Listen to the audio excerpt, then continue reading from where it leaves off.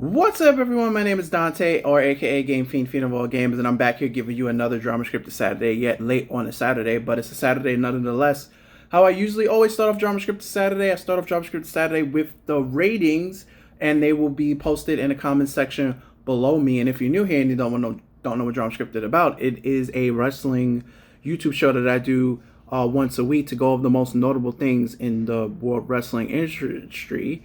On this Drama Scripted, I'm just going to give you my thoughts on Full Gear that was last Saturday, and then I'm going to give you my predictions on two nights Survivor Series / War Games pay-per-view. So let's go down through Full Gear. First was the cage match between Jungle Boy and Luchasaurus, and it was a very, very good match. I liked the brutalness that Luchasaurus displayed on Jungle Boy, tossing him all around the cage, busting him open. I liked how Jungle Boy used his speed, jumping all around the cage. Very, very good match. I would give it a 3.5 out of 5.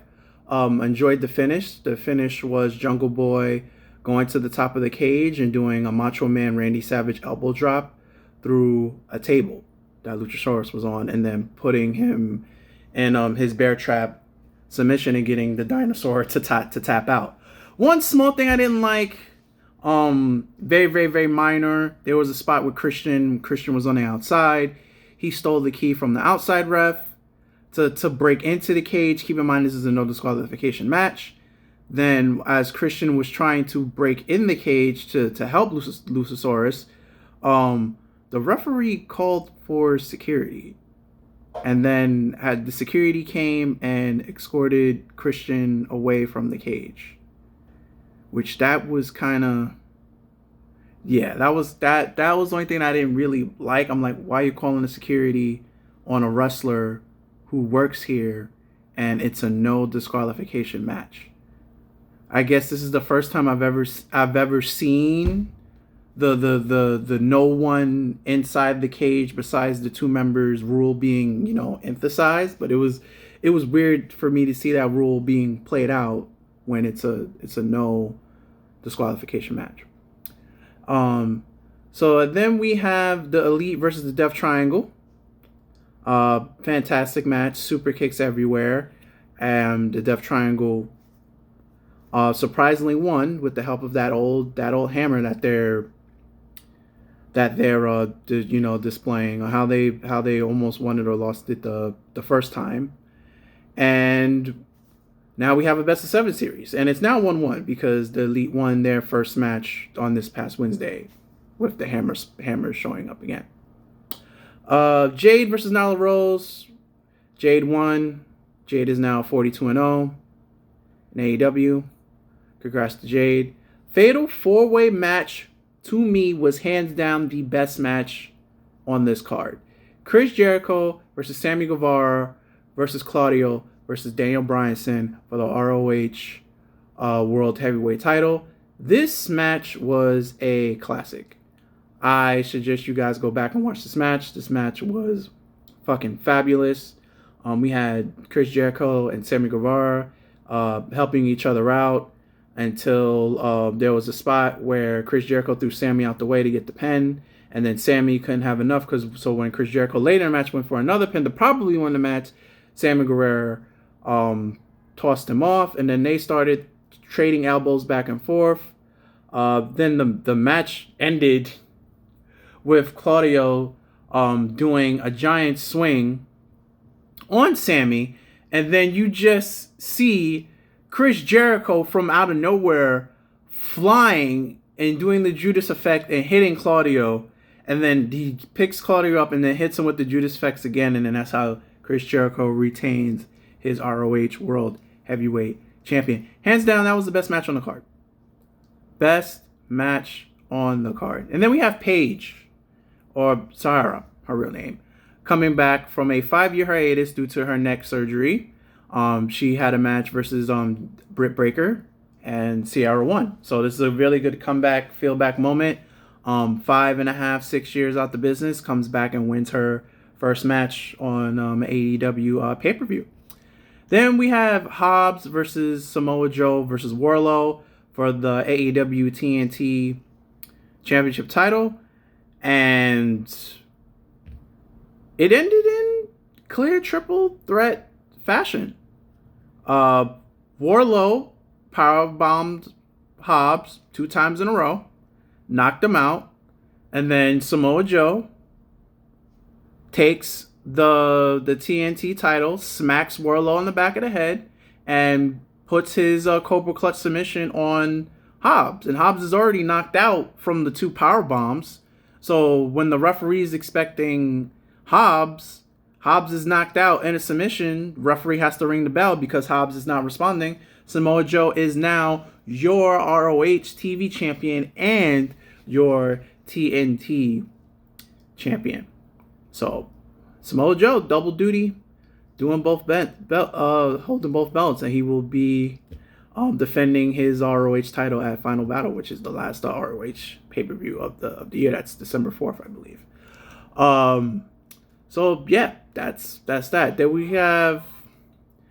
have Sting and Darby Allin versus Jay Lethal and Jeff Jarrett. Double J. Double J is in fucking fantastic shape for someone in their mid-50s going on 60. I think he's in his late 50s. But yo, he looks really good for someone that age. Fantastic match. Darby doing all the crazy spots, jumping over the top rope. There was a spot where he did a coffin drop from the top stage to like the table, and this dude just caught him and just back Nelson body slammed him. I mean, yeah, Darby's just fucking crazy. Darby Allin made that match, and Sting and Darby go over Jay Lethal and Double J. That match was crazy. And then we have, for the intern AEW Women's Heavyweight Championship, we have Toni Storm, champion, versus Jamie Hayter. I really didn't like this match. Jamie Hayter is now officially your AEW Women's Champion. It's now she's like the real champion because there's no more intern, because the rumors coming out that Thunder Rosa is officially relinquishing the title because she has a severe nerve injury. She doesn't know what time she's going to be back, so she officially relinquishes the belt. So Jamie Hayter is now the champion, no more intern. But I just didn't like how Jamie Hayter had so much help winning this belt.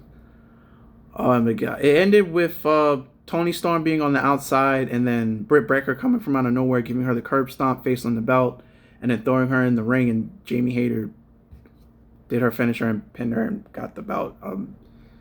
It was so much. It's like so much help. It's still like Toni Storm is still strong because it took like 3 people to beat her just to get the belt off of her. So I guess we're gonna see where we go on from here. Then we have the Acclaimed versus Swerve in Our Glory. The Acclaimed win. The Acclaimed reacclaimed their AEW tag team titles because Keith Lee and Swerve could not get on the same page. Swerve wanted to cheat. Keith Lee didn't. Swerve got pliers that he used on Billy Gunn to break his fingers. He was going to use it. He was going to use it on the Acclaim. Keith Lee didn't agree with it. He took the pliers. He threw them out of the way. Then he picked up one of the Acclaim and then walked out the ring. The Acclaim hit their finisher on Swerve. 1, 2, 3 finish. Now we have a feud between Keith Lee and Swerve. So that's that. And then we have the main event, MJF versus Jon Moxley. I told you there was a 99.99999% chance that MJF would walk out this building with that AEW World Heavyweight title. And I was right. MJF walked out of that building with that AEW World Heavyweight title. But in the way that none of us expected. We all thought that the Firm was going to come in. We all thought that, hey, maybe he may finally do it on his own.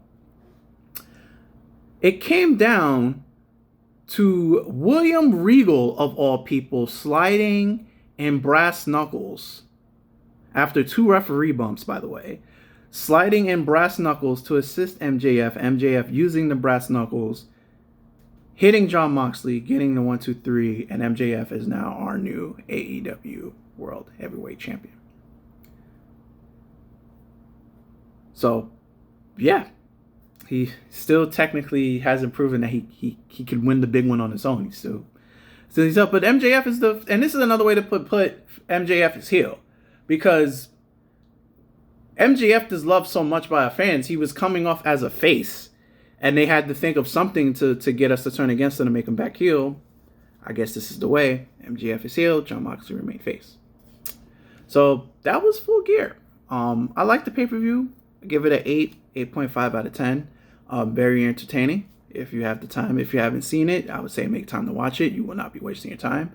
It's great. On to some WWE unscripted news. Randy Orton just underwent back fusion surgery for the back injury that he sustained very, very early on at the beginning of the year.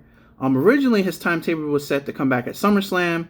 Couldn't make SummerSlam, still dealing with the back injury, and there was still no timetable on when he was going to return. Now it just came out that he just went under back fusion surgery, so he's probably going to be out the vast majority of 2023 as well, because this is a very, very, very, very, very serious and delicate surgery, because it's dealing with your back. If you lose your back, you can't do anything. There's no word if WWE is going to freeze his contract or just let his contract run out. As of now, his contract is scheduled to be up sometime in 2024. So my best wishes to the Orton family. Hopefully he gets a speedy recovery. So that's on that. Now on to the Survivor Series predictions. As of now, only 4 matches on the card. We have the triple threat match: Seth freaking Rollins, Bobby Lashley, Austin Theory for the triple threat match for the U.S. title. Having Seth freaking Rollins coming out, and I have him pinning Austin Theory. Then we have the Club with Maya Yim versus Judgment Day. I have Judgment Day. Rhea Ripley has been carrying this faction so hard that I do not see how Finn Balor does not come away from this match. It's Finn versus AJ. I do not see how Finn Balor does not come away with winning this match. I just don't see it. Like, just based off Rhea Ripley alone. Like, Finn Balor has to win so the Judgment Day could just keep on winning. We have Ronda Rousey versus Shotzi's for the WWE SmackDown Women's Champion. I have Ronda Rousey winning. Then we got Team Belair, Bianca Belair, Alexa Bliss, Osaka, Maya Yim, Becky Lynch versus Team Bayley, which is Damage Control, Dakota Kai, Io Sky, Nikki Cross, and Rhea Ripley. I have Team Bayley winning because Rhea Ripley is so fucking hot right now. I do not see anything with Rhea Ripley in it. I do not see her losing her, because like the fans just love Rhea Ripley right now. I do not think it would be a good idea for anything that Rhea Ripley is involved for her to lose. I think they should have Rhea win the War Games for Damage Control, and then this leads to a Rhea Ripley versus Bianca Belair title match at the Rumble. Put the belt on Rhea. Somehow, some way, WWE figure it out. Put the belt on Rhea Ripley. Put the belt on Rhea Ripley. She's doing phenomenal right now. And main event, we have the Brawling Brutes, Sheamus, Richardson's Butch with Drew McIntyre and Kevin Owens versus the Bloodline, Roman Reigns, Solo, Sami Zayn, the Usos, Jay and Jimmy Uso with the Wise Men, Paul Heyman. I have the Brawling Brutes winning this. And then this is where we see the breakdown of the Bloodline. So and this is also, a way we could see for Roman to be vulnerable, lose a match, and still have both belts. So those are my predictions. That is my review on Full Gear, and those are my predictions for Survivor Series. I hope you like what you have witnessed. Please leave your thoughts in the comment section below me on your thoughts in Full Gear and what you think might happen. Or, after Survivor Series happens, come back. Tell me how you like Survivor Series. Tell me if you liked Full Gear. Tell me if you like the direction that both companies are going. But in the meantime, be safe, everyone. Take care. I'm Dante, aka Game Games, and I'm out of here. Later, and peace. Be safe, everyone.